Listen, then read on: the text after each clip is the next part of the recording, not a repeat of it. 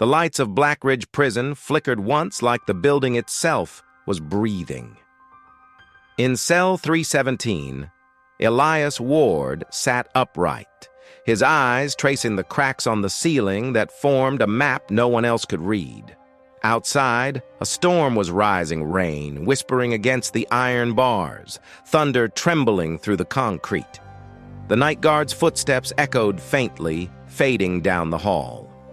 Elias whispered into the darkness, "If the night listens, maybe it'll grant one wish." The bulb above him buzzed and went out. Elias had been in Blackridge for 7 years. Time, he'd learned, was the only warden that never slept.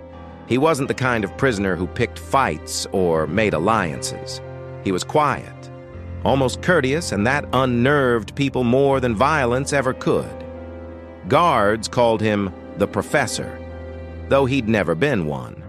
He'd been an accountant, a man of order, numbers, and balance, until the balance broke. One forged signature, one desperate decision to save his dying sister's treatment, and the city turned him into a cautionary tale. His sister died anyway. The numbers never forgave him. Now, the world outside moved without him. Every night he counted seconds between lightning and thunder, pretending each delay meant mercy. But tonight felt different, like the air itself had been holding its breath. Down the corridor, an old radio hummed in the guard post. Static bled through a preacher's voice. "The night reveals what the day hides." Elias looked at the window slit where rain blurred the world beyond. He whispered again, not to anyone, but to something. Just one wish. One night where the past looks back. It began at 2:17 a.m. A metallic clang echoed down the hall, followed by a low groan of metal shifting. Elias sat up, alert. Every other cell was silent. The inmates slept through anything. But he heard it again. 3 knocks. Slow. Deliberate. Coming from the other side of his wall, he pressed his ear to the concrete. "Who's there?" he whispered. No reply. Then, faintly through the storm, a whisper. It wasn't a voice, it was like breath-finding shape. "You still owe a wish." Elias froze. He knew that voice, or thought he did. It was impossible. She'd been gone 7 years. His sister, Claire.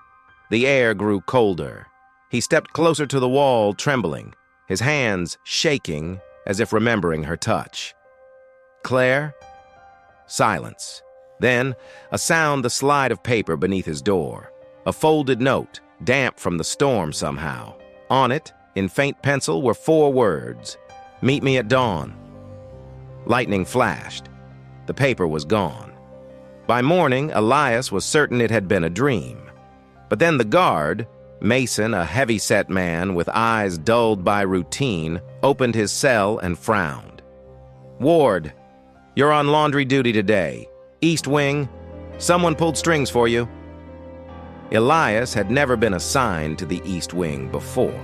It was where the old chapel used to be abandoned after a fire. He followed Mason, silently through the dripping hallways, past peeling paint and echoing pipes. When they reached the old wing, Mason unlocked the door. "You got till noon. Don't touch the burned room.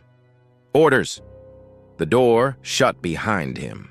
Inside, sunlight cut through cracks in the roof, falling on a pile of old laundry bins. The air smelled of ash and rain. And then he saw it etched faintly on the soot-black wall. "Meet me at dawn." He backed away. His pulse roared in his ears. Every breath carried the scent of smoke and something faintly familiar, lavender soap. Claire's scent. He pushed open the burned chapel door. The inside was hollowed out. Charred pews lined the walls.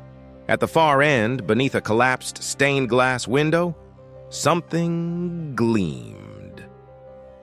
A small silver locket. Her locket. the one he'd sold to pay for her medicine. Inside, it was a photo half-burned, but her face still smiled through the ash. Then came the whisper again, this time behind him. You kept your promise. Too late. He turned, no one there, but the door behind him had closed on its own. Elias sat in the center of the burned chapel, the locket in his palm. For years he'd told himself his crime had been mercy. He'd altered company funds to save his sister. But mercy built on lies had a way of decaying. The investigation that followed had destroyed not just him, but others. One of them, his mentor, had lost everything. Now, sitting among ashes, Elias realized the real prison wasn't these walls. It was the night he'd chosen deceit over truth. Lightning flashed again, illuminating the far wall. For a second, he thought he saw someone standing there, a figure in a pale dress, her face hidden by hair, watching him. He whispered, "Claire?" The figure didn't move. Then, softly, it raised its hand and pointed to the corner. There, beneath a broken beam, lay a file folder, burned at the edges but intact enough to read. His old financial records, pages from the trial, and one signature, his mentor's name, forged by his own hand. The words below it, exonerated posthumously. He staggered back. His mentor had died 2 years ago, and now the truth had been uncovered too late to save him. Thunder shook the walls. The figure stepped closer, and as the next flash came, she vanished again.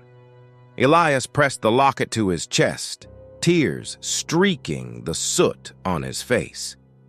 "If this is my punishment," he whispered, "then let me at least see her once more." From outside, the storm howled through broken glass, sounding almost like a woman's cry.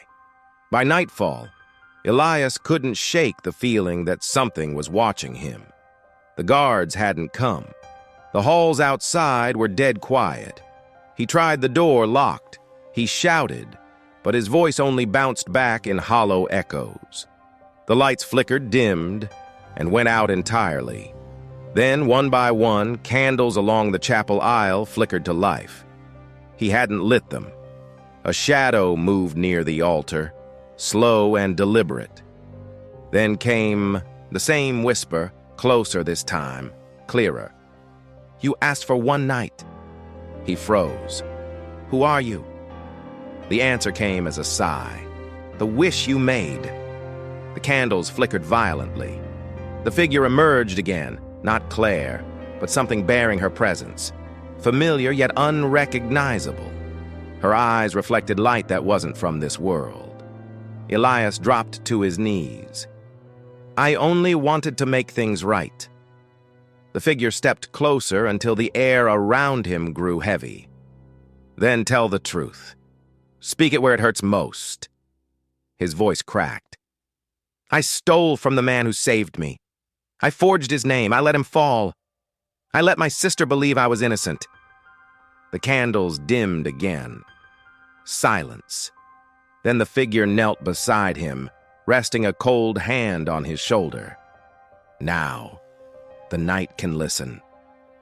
Thunder boomed, and the figure dissolved into smoke, leaving only the locket on the ground untouched. The next morning, the guards found him unconscious near the altar, clutching the silver locket.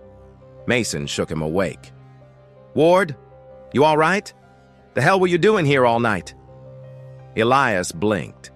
The chapel looked different, cleaner, whole. The ash was gone. The sunlight cut through stained glass, painting color across the floor. He stood slowly. "Did you hear her?" Mason frowned. "Hear who?" Elias looked at his hands. The locket was warm now. He opened it and found a folded note inside, in the same pencil as before. The truth was, your freedom. The night granted your wish. He smiled faintly, eyes glistening. For the first time in 7 years, his chest felt lighter. The weight that had lived behind his ribs, the guilt. The hiding was gone. As they led him back down the hall, he glanced once more at the chapel door. A single candle still burned there, though the air was still. That night, Elias sat by the window in his cell. The storm had passed. The moon hung clear and pale above the razor wire. He whispered one last time, "If the night ever listens again, tell her I kept my word." The wind stirred, carrying a faint scent of lavender through the bars. He closed his eyes and for the first time slept without counting seconds. Outside, the candle in the chapel flickered, once then went out. The prisoner's night wish had finally been heard.